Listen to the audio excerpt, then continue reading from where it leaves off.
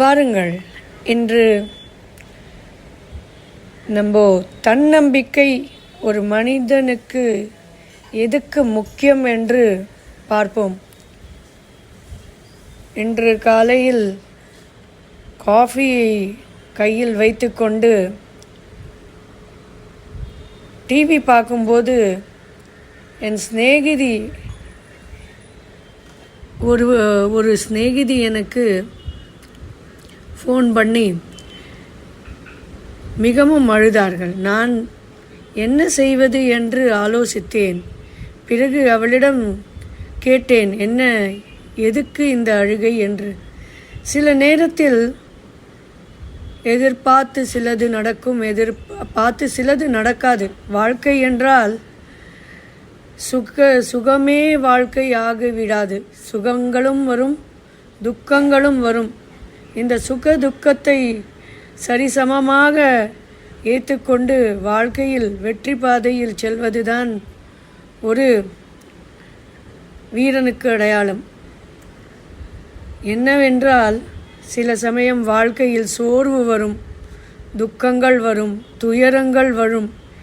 ஏனடா வாழ்ந்துதான் நம்ப ஆகணுமா என்று ஒரு யோசனை வரும். இந்த மாதிரி சோர்வடைகிற சமயத்தில் துக்கங்களும் துயரங்களும் நாலு பக்கத்திலும் சுழந்து கொண்டு இருக்கும்போது வெளிச்சமே தெரியவில்லையே. இந்த வாழ்க்கை நம்ம வாழ்ந்துதான் ஆக வேண்டுமா என்று தோணும்போதுதான் ஒரு மனிதனுக்கு உறுதி என்றது வேண்டும். ஏனென்றால் ஒரு ராத்திரி இருந்தால் ஒரு பகல் வரும். சொல்லுக்கு அழகது, செயலில் அழகா என்று கேட்கலாம். ஆனால் செயலிலும் அது அழகுதான். ஏனென்றால் ஒருவன் எப்பொழுதும் துக்கத்தில் இருக்க முடியாது. சுகம் வந்தால் பிறகு துக்கமும் வரும், துக்கம் வந்தால் பிறகு சுகமும் வரும். அது வாழ்க்கையின் இயல்பு. சோர்வடைந்து போன மனிதனால் சாதிக்க இயலாது. நீங்கள் மீண்டும் மீண்டும் நடந்துவிட்டதே, நடந்துக்காது இருந்திருக்கலாமே, இத்தனை பேர்களுக்கு நல்லது நடக்கின்றது, எனக்கு தானே இப்படி நடக்க வேண்டும் என்றெல்லாம் உங்களுக்கு யோசனை வரும்போது தன்னம்பிக்கை என்ற கடவுளை கைப்பிடிங்கள். தன்னம்பிக்கை எப்படி வருகின்றது? ஆச்சரியமாக இருக்கும். ஆனால் இன்று நான் என் அனுபவத்தை சொல்கிறேன். தன்னம்பிக்கை கடவுள் பெருமாள் கிட்ட இருந்து வரும் ஆசீர்வாதம். ஸ்ரீ கிருஷ்ணரின் பூர்ண ஆசீர்வாதம் இருந்தால் சோர்வுக்கும் துக்கத்துக்கும் துயரத்துக்கும் வேதனைக்கும் இடமே இல்லை. சுகமும் ஆனந்தமும் மகிழ்ச்சிக்கும் தான் வாழ்க்கையில் போகியங்களுக்கும் தான் இடம் உண்டு. அந்த பகவானை நாடி நம்ம சென்ற வேண்டும். சுகத்தில் நீங்கள் பகவானை நாடி சென்றாலும் செல்லவில்லையானாலும் துக்கத்தில் பகவானை நாடி செல்லுவது மிகவும் அவசியம். ஒரு மனிதனுக்கு தேகபலம் என்றது மனோபலத்தில் இருந்தால்தான் தேகபலம் வரும். என்னதான் தேகத்தில் பலம் இருந்தாலும் மனோபலம் இல்லை என்றால், மனதால் அவன் உடைந்து விட்டால் அவனை காப்பாற்ற யாராலையும் முடியாது. அந்த மனோபலத்தை நம்ம எந்த காரணத்தை கொண்டும் விடக்கூடாது. வாழ்க்கை என்றது ஒரு கடினமான பிரயாணம்தான். ஒரு குழந்தை பூலோக ஸ்பர்ஷம் பட்ட உடனே கதறுகின்றது, அழுகின்றது. பிறகு அதை சமாளித்து வாயில் சிறிதளவு சீனியை வைக்கிறார்கள், சிரிக்கின்றது.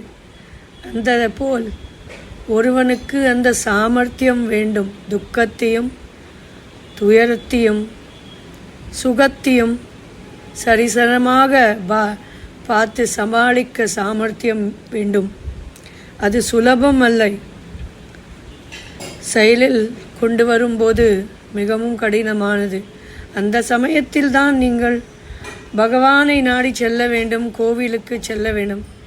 என் மனம் உடைந்து போய்விட்டது, நான் பூஜை செய்ய மாட்டேன், கோவிலுக்கு செல்ல மாட்டேன், நான் எதுவுமே செய்ய மாட்டேன் என்றெல்லாம் சொல்லலாம். ஆனால் மனதை ஒரு மானிடனுக்கும் மிருகத்துக்கும் என்ன வித்தியாசம் என்றால், வலி என்றால் கத்தும், சந்தோஷம் என்றால் சிரிக்கும். ஆனால் மானிடனுக்கு பகித்தறிவு தன்மை என்பார்கள். பகிக்கறிவு தன்மை, விவேகம் என்பார்கள். அதை வைத்து கொண்டு சூட்சமத்தை உபயோகித்து சுகத்தை பெற வேண்டும். அந்த சூட்சமம் என்றது பகவான் ஸ்ரீ கிருஷ்ணரிடத்தில்தான் ஒரு மானிடனுக்கு கிடைக்கும். பகவத்கீதை எடுத்தால் அது முக்கிய சாராம்சத்தில் கிருஷ்ணர் என்ன சொல்கிறார்கள்? என் அனுகிரகத்தை ஒருவன் பெற்றான் என்றால் அவனுக்குள்ளே இருக்கும் ஒரு சாமர்த்தியமோ ஒரு அழகோ நீ ஒருவனிடம் காண்பார். அப்போ நீ நினைவில் வைத்துக்கொள், என் அனுகிரகம் அவன் மீது உள்ளது. அப்போதான் அவனுக்கு சாமர்த்தியம், அழகு, சாதுரியம், எல்லா அதிர்ஷ்டங்களும் வரும்.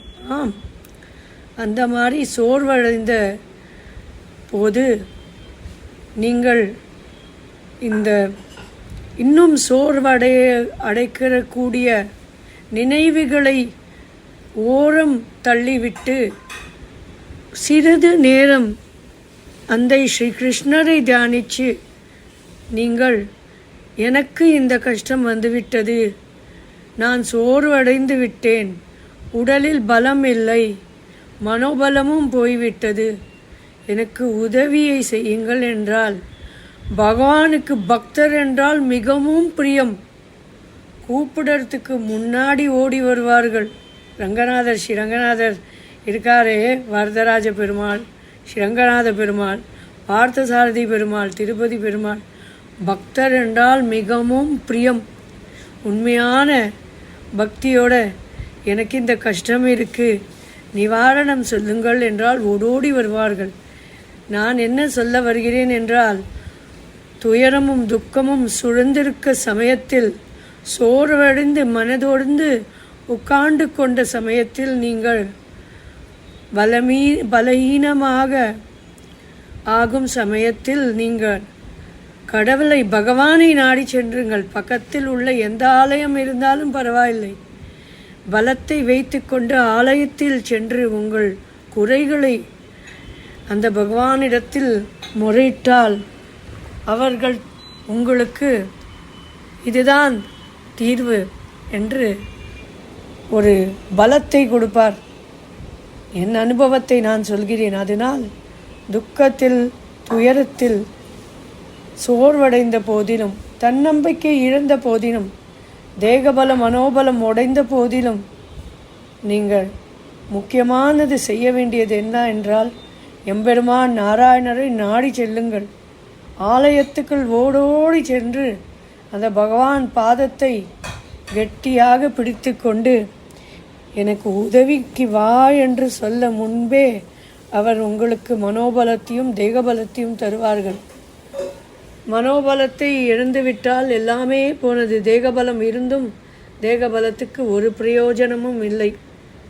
அதனால் மனோபலம் என்றது ரொம்ப முக்கியமானது. அதை தெய்வம் ஒருவரால் தான், வியாதி பெற்ற வாழ்க்கை தெய்வம் ஒருவரால் தான் அதை தர முடியும். அதனால் அது எப்படி வரும்? அது எப்படி? நீங்களா உங்களுக்கு எல்லாமே ஒரு முயற்சி தான், எல்லாமே ஒரு போராட்டம் தான். வாழ்க்கையே ஒரு போராட்டம் தான், வாழ்க்கையே ஒரு முயற்சி தான்.